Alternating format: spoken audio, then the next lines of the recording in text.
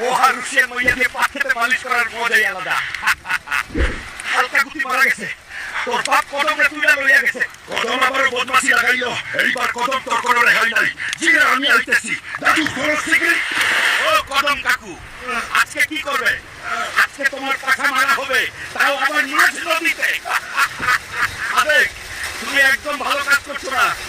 আমার সত্যি খুব প্রস্তাব পেয়েছে, তাহলে আমি এখানে আবার লুঙ্গিতে হিসে দেবো। ও কাকু, ওই সব নৌটাঙ্কি বাদ দাও, আর শিগগিরই তোমার ছেলেকে ফোন লাগাও। 1 ঘন্টার মধ্যে 10 লাখ নিয়ে আসতে বলো।